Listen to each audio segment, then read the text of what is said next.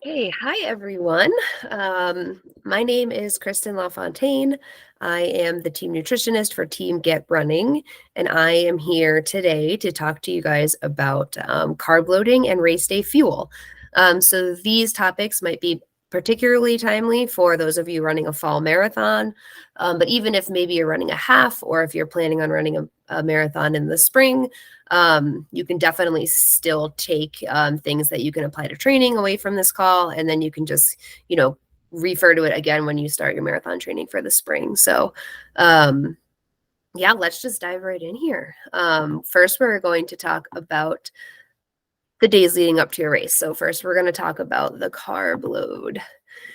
So, guys, it's time to get really serious about eating your carbs, right? For long, intense bouts of exercise like a marathon, we kind of need to think beyond like, oh, well, I had pasta the night before the marathon. I'm good, right? Um, okay, yes, it would be good if you upped the pasta the night before. Okay, it's not going to hurt you. But really, we want to zoom out and talk about the 3 days leading up to the race. So when we're thinking about a carb load, we are not thinking about just the night before. We are thinking of days before the race. If we are nailing our carb intake during those days, we're just going to give us the greatest chance of setting ourselves up for success. Now, why do we want to do this? How many of you have run a marathon before and hit a wall, right? I know I have. I'm like cruising along, race pace, feeling good. I'm like, marathons are easy. What's the big deal? Bam, you hit the wall, right? So you were cruising along, and now keeping up that pace is just not possible. And that last like 6.2 mile death march feels worse than the previous 20 did. So what exactly happened? So that's when your glycogen stores have run out. Your body is just does not have the amount of carbohydrates it needs to power this high intensity effort. So what happens is your body switches to burning a higher percentage of fat for fuel. This is just a much slower process, and the process of taking fat out of storage, converting it into fuel so your body can use it for energy is a very slow process requiring a lot of oxygen. This is why we need to slow down and start breathing very heavy, right? You simply cannot sustain marathon pace with a slow burning fuel like fat. So carbohydrate loading can really be like a secret weapon. And if you've put in, 16, 20, however many weeks training for your marathon, don't you want to give yourself every chance to hit your goals, right? Why would you want to go in with some stones left unturned when that could really help you during your race? So let's nail our carb load this time. Let's set ourselves up for success. So what exactly is carbohydrate loading? So we store carbohydrates in our body as glycogen, and that is stored in our liver and our muscles. We are constantly depleting and repleting these glycogen stores. Now, the thing is, during a marathon block, our training demands are very high. So our glycogen stores are really never fully repleted. So the goal in these 3 days before the race, when we are tapering, we are not running as much, we are increasing our carb intake, and we're hopefully going to maximize storage of these glycogen stores. Now, a well-trained athlete, and this is going to vary from person to person, but a well-trained athlete can store about 500 grams of carbs as glycogen. Now, this provides us with about 90 to 120 minutes worth of energy. So even if we like perfectly hit our carb load, most of us, okay, all of us are not running a 2-hour marathon, right? So even if we nail this carb load, we still do need to have our during race nutrition dialed in to make sure that we keep taking in the extra carbs we need, because if we do not, your glycogen will eventually run out. You will hit the wall. One thing to note here is that glycogen in our body is 1 gram of carbohydrates and 3 to 4 grams of water. So we do need to increase fluid intake during a carb load. This is just going to help us have more fluid on board for day of. It'll be particularly helpful if the race happens to be hot. So just a little tip there. So we kind of hit on this a little bit, but in case any of you are like, I don't know, why should I really carb load? So Carbohydrates make up about 75% of the fuel we are using when we're racing a marathon. They are the fuel source that powers this high intensity effort. They enhance endurance performance, okay? So if we're going into this race with our carbs deep, our glycogen stores depleted, we can expect to feel an increase in fatigue. Our perceived rate of exertion goes up, which means everything is just going to feel harder. Our performance is going to go down. And we also can see a decrease in pace and coordination. None of these are positives, right? Oh, sorry, I have a tickle in my throat. So if we want the best chance of hitting that goal, hitting that PR, feeling strong all the way to the finish line, we really need to fully stock those glycogen stores and properly take on carbs from exogenous sources consistently throughout the race. Now, I do want to point out here that maybe some of you are thinking, I don't need to do this carb load. I'll just take in a ton of carbs during the race to make up for it, right? So I can see where someone would kind of go along with that train of thinking. Gosh. But that is kind of a recipe for disaster, right? So again, this is something that is going to vary widely from person to person, but it is estimated that we use up to 3 grams of carbohydrates per minute during high intensity exercise. This is about 180 grams of carbs per hour. I don't care how good we are at taking gels. We are just never going to be able to carry, consume, metabolize, and utilize that many grams of carbs each hour during a marathon.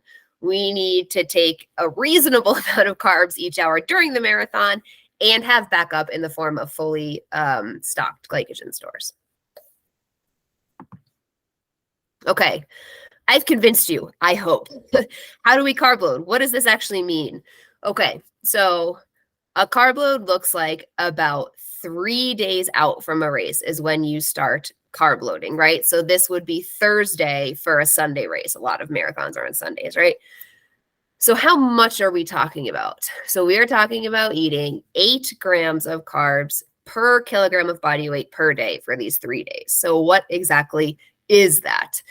Let's just take an example of a 150-pound athlete. We need to convert the pounds into kilograms. We divide by 2.2. So that's 68 kilograms. So for a 105-pound athlete or a 68 kilogram athlete times 8 grams of carbs a day, we're looking at 545 grams of carbs a day, right? That is a lot of carbs, okay? So you just need to do the math for your own personal body weight, figure out what your goal is per day. And these are just some foods here, common runner foods, carb load foods that contain around 50 grams of carbs. I do not need to read you this list. You could definitely look at this on your own time. This can be particularly helpful if you do not want to track your carb intake with like, a tracking app like MyFitnessPal or something. So if from the previous example, the 150-pound athlete looking to eat 545 grams of carbs a day, they would need to have about 11 servings of these foods here to hit their carb goal. Now, some things to kind of note here. Carbs are the star of the show for 3 days. We just don't care about balance, right? So in regular days when we care about having, carbs, protein, fat, fruit, vegetables, all of those things, we really just care about carbs during the carb load. Fat and protein are more condiment, not main course. If you have a sensitive stomach or you've experienced some GI issues in the past, opt for simple carbs. So this would be like the white things versus the whole wheat things. And then don't be afraid to drink some of your carbs, right? Morton 320 mix has 80 grams of carbs. Did you know that's close to 100 grams of carbs just in a small amount of drink? Same with something like Scratch, Tailwind, Gatorade, fruit juice. All these are good options. Drink some of your carbs, drink some of your calories. And just some extra tips here. I did mention earlier that glycogen is 1 gram of carbs and 3 grams of water.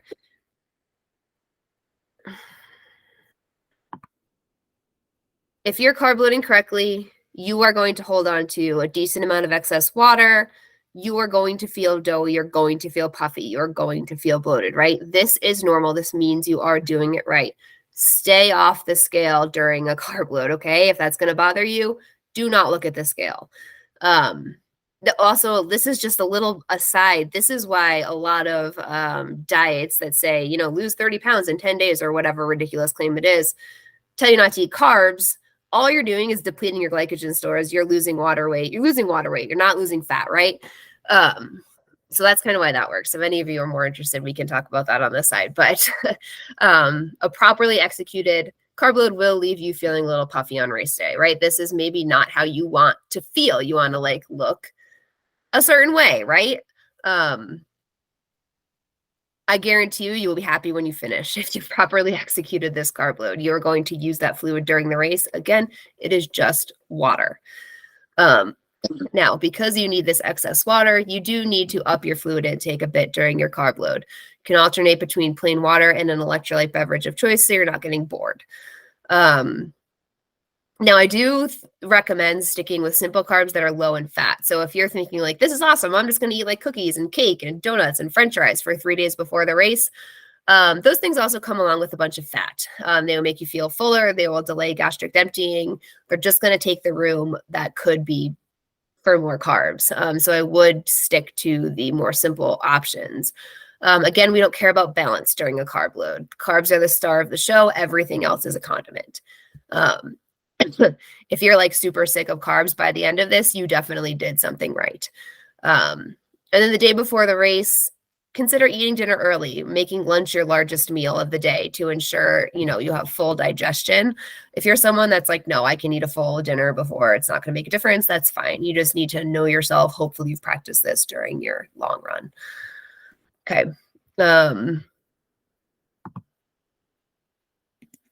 Now, one thing I do want to touch on before moving on to race morning is you might do the math for how many carbs you need to eat during your carb load, and you might think this is a ton of carbs. Now, hard truth here. Yes, it is a lot of carbs, but if you have been properly eating carbs during your marathon training block, and what I mean by this is someone who is training for a marathon needs to take in a lot of carbs, hundreds of grams a day, right? So yes, the carb load is a lot of carbs, but if you have been adequately fueling during this whole marathon training process, it actually shouldn't feel like that much more, right? However, if you have been under eating carbs during this whole process, this might feel like a lot, and you might be thinking, how the heck am I going to eat all these carbs, right? We can adjust these numbers for you. This is something that you would need to work one-on-one. This is more of a personal thing. I cannot give a blanket recommendation, but just know that we can adjust this if you're just there's no way. Okay. So now we're going to talk about before the race. We have been talking about before the race, but we're talking about the morning of here. So what you're going to eat and when really depends on how much time you have before the start, right? So let's say you are running maybe a smaller marathon or a Chicago or something where you're kind of staying close to the start line. You can just walk right to the corral, drive right there, walk to the start. It's not a big deal. And you don't have to get up many hours before. So let's say you're eating your pre-race meal 2 to 3 hours before the start time. So what is this going to look like? So this is going to look like about 1 to 2 grams of carbs per kilogram of body weight. This is about 60 to 120 grams for a 135-pound runner. This won't look very different, hopefully, than what you are doing now for your long run, right? And 60 to 120 is definitely a large range from the athletes that I have worked with and also just from myself, from experience. I tend to see people on the lower end, the 60, 70, 80, around there. So what I would do is just figure out how many carbs are in what you're eating now and see what range you're in, right? Are you good? Do you need to increase? And if you do need to increase, and feel like you can't eat more, maybe you add a serving of scratch or something like that. So the liquid calories may go down a little bit easier. So again, that's if you have 2 to 3 hours before the start time. And then this is optional, but this is encouraged. If as you're walking up to the start or, 10 minutes before they're doing the national anthem, whatever it is, pop your first gel, just get started on a good foot. And then in terms of fluid, if we have 2 to 3 hours before the start time, our goal is to get in, at least 8 to 16 ounces of water or sports drink. And ideally, you want to stop that an hour before race time. So let's say your race starts at 7 and you're getting up at 5 to start your eating and drinking process. You'd really want to get in those ounces of water by 6 a.m. and then from 6 to 7. So in that hour before race time, just drink to thirst at that point. Now, if you're someone who's thinking, I don't know, like I have to pee when I drink that much water before a race, opt for electrolytes. And the reason of that is if you have electrolytes in your beverage, you're drinking sodium, right? So the sodium just lets our body hold on to water for a little bit longer. It doesn't go right through so much as plain water does. So if it's going to be warm out, opt for electrolytes, or if you feel like you need to use the bathroom a lot before, use electrolytes. And the good thing too is in the electrolyte beverages like a Tailwind or a Scratch, there's like an extra 20 something grams of carbs per serving. So it's a little extra carb boost for you there. Okay, so that again was like 2 to 3 hours before start time. Now, let's say you're running something like a New York where it's like a whole event just to get to the start line, right? You're going to need to eat probably more than once. Same thing with like a Boston. So anything that's just going to take a long time before you even get to the start line, we're going to need to plan food. Again, we're going to be eating probably twice.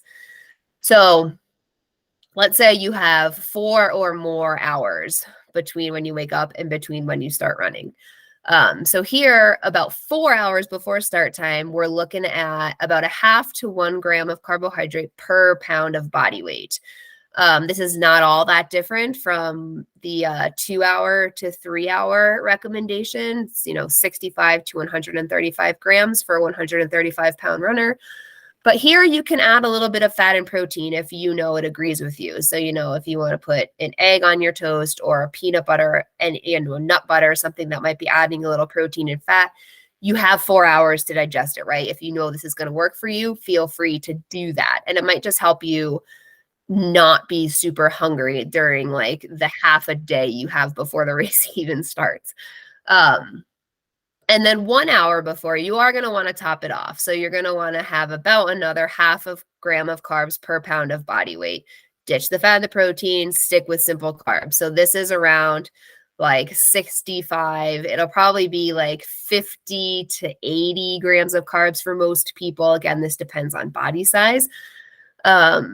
And this is, something that maybe you would just eat before a normal run. So again, you're eating twice, 4 hours before, 1 hour before, and then again, 10 minutes before, go ahead, pop your first gel. Fluid, kind of the same recommendation. The only thing is you can drink more now because you have more time, right? So instead of the 8 to 16, maybe you're looking at 16 to 20. And again, stop 1 hour before race time. That's just going to help with not having to go to the bathroom so many times. And same recommendations for when you should use electrolytes, when you can use regular water. Okay.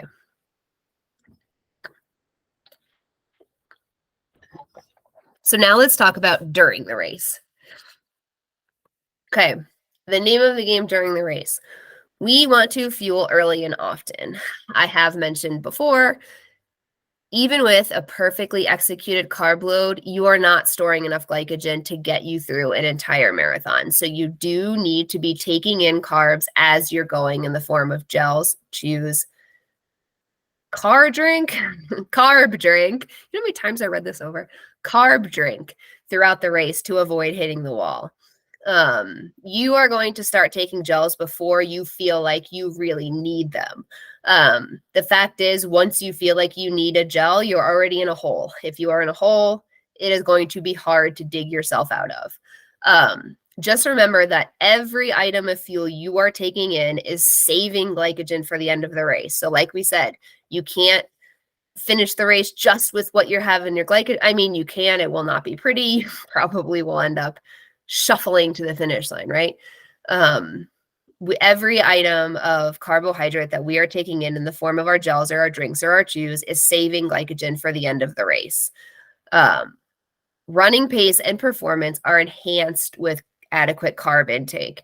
Now, I know when I was growing up in the sport, so when I was in high school, when I was in college, it was like super cool to not fuel. Like the least amount you could take in, that was cool. That meant you were tough. That meant you were like a good, super, whatever. Hopefully, that mindset is gone, right? We are now trying to fuel as much as we can so we can finish strong. We don't hit a wall. It's just not tough and cool to underfuel anymore, right? We're just all about the carbs. So let's do it. So during the marathon, new research is showing us that we can actually utilize a lot more carbohydrate than we used to think. So some ultra endurance athletes can actually benefit from up to 120 grams of carbs per hour. So now the main reason for this is because these products are being formulated with different carb sources. So glucose, fructose, maltodextrin, super starches, that kind of stuff. They all have different uptake systems within our body. So we can actually take in a lot more than we thought we used to be able to when we were focusing on just the amount of glucose, say, that we can take in per hour. So though we can train our bodies to take into, again, as much as 120 grams an hour, marathon runners likely don't need to shoot for that many.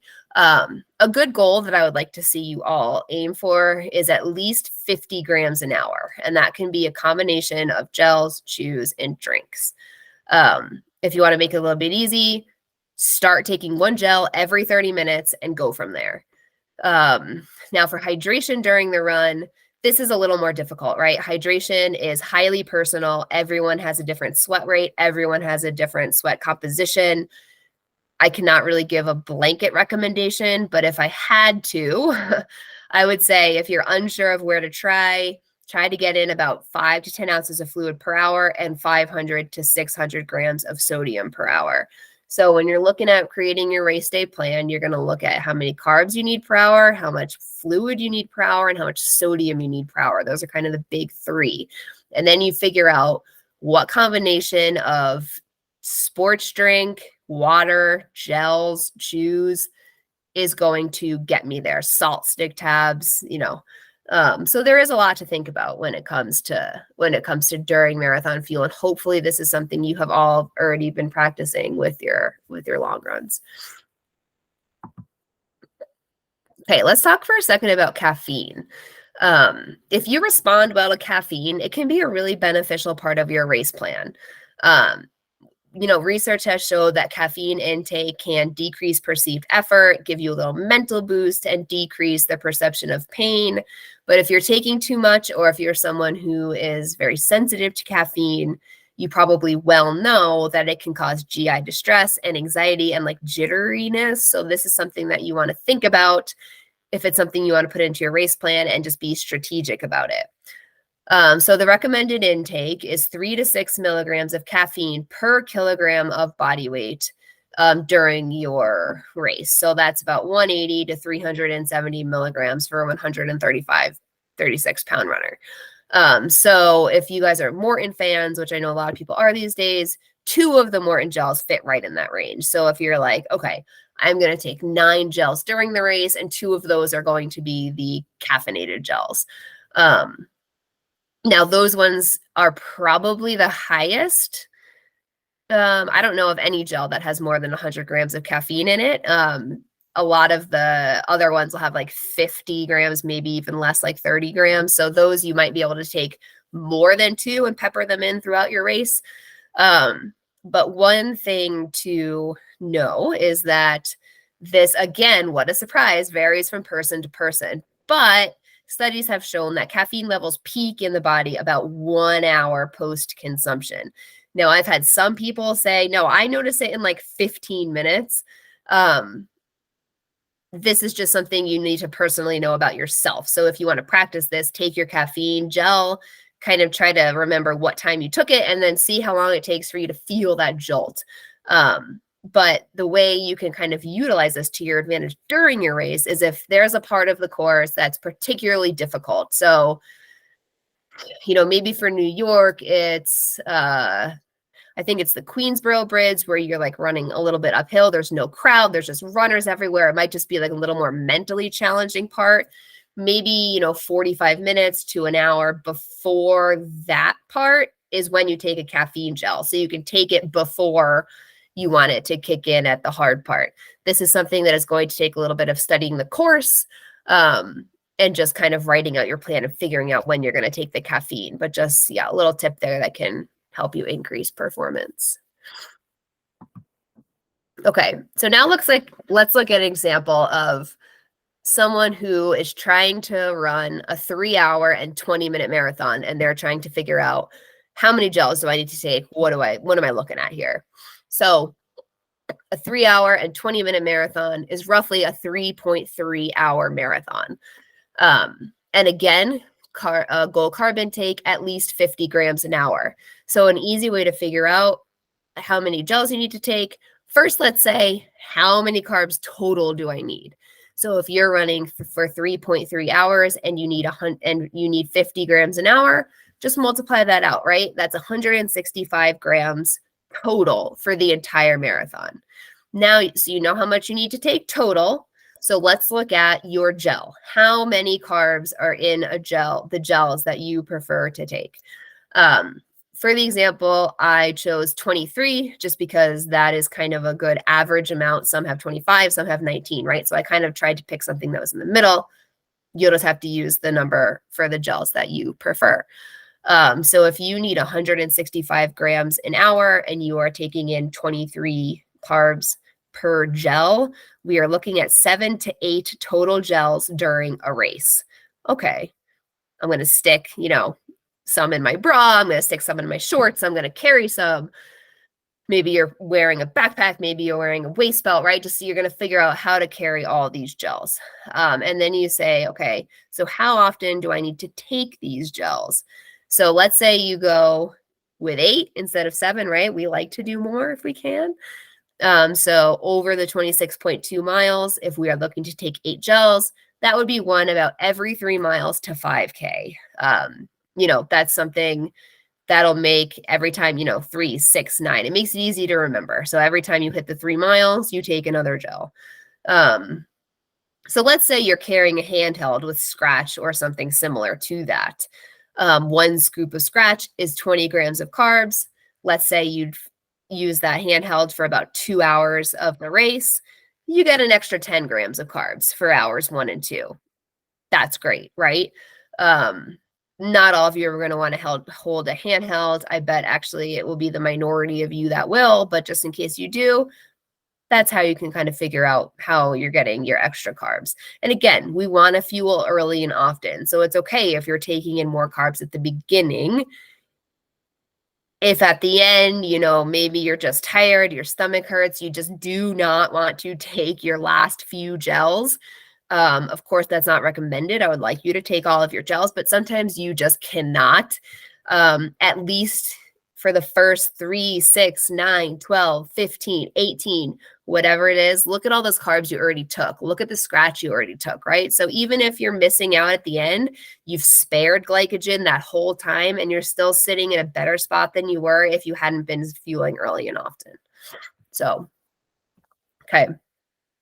Now, I just want to talk a little bit about hydration considerations because I think this is sometimes overlooked when we think about race day fueling. And I know especially like New York last year was way hotter than people thought. The dehydration really affected a lot of people. I was not there, but from what I heard, they were really dropping like flies. So it is important to have a hydration plan that you can put into effect if you need to, if the weather's going to be hotter than you want. It can happen. So the first thing you want to think about is, are you carrying fuel? Are you carrying your hydration, or are you going to use what's on course? A lot of times in the major marathons, there are a ton of water stations. It's not a problem getting liquid. Some of the smaller ones, they're fewer and farther between. So just kind of depending on what your course looks like, you're going to need to decide what's the easiest thing to do. Now, when you're taking cups from the course, one good sip out of one of those cups is generally about an ounce of fluid. Just a little tip. So if you're planning to use on-course fluids, there are a few things you need to ask yourself. How much sodium and fluid do I need? So again, what is my fluid intake per hour? What are my sodium needs per hour? What are they providing for fuels? Are they providing water? Are they providing a sports drink? Both. If they are providing a sports drink, how confident am I that it's going to be mixed correctly? Now I say that because let's say you are someone who is a very salty sweater, you're a heavy sweater, you know that you really need to be taking in some sports drink to adequately, you just need to be taking in that sodium, right? You need more than you're getting in just your gels, and you need to get that from your fluid.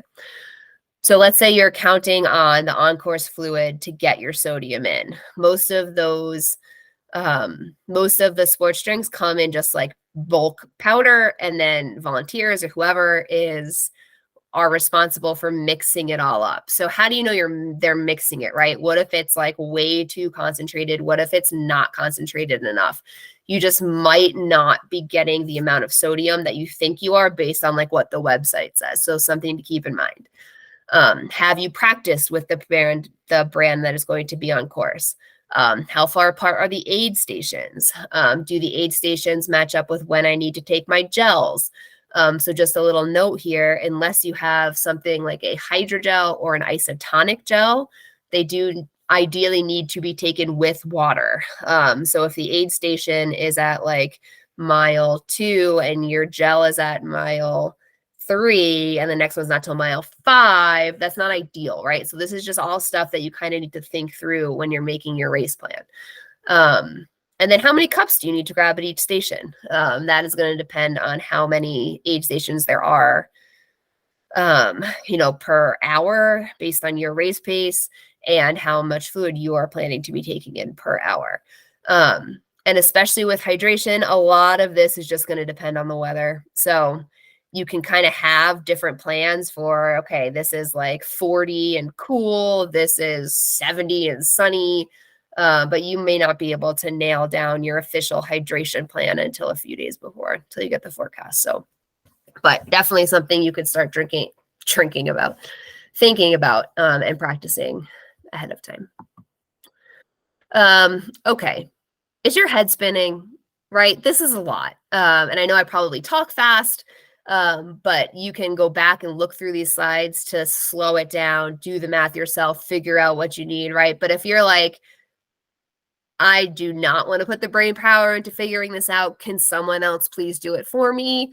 Yes, I can. So I am offering a personalized race day fueling and hydration plan. It will take the brain power of this away from you, the guesswork out of it. I will provide you with what you should be doing for your carb load, how many gels you should be using during the race, how many cups you need to grab at each hydration station, all the good stuff. So if you do want more information on that, you can just visit my website, lafontainenutrition.com, and I believe it is under the Work with Kristen tab. So, okay. So that's it. I hope you found this helpful. Again, it's probably a little bit like drinking through a fire hose, but hopefully you can go back on your own time and figure this all out.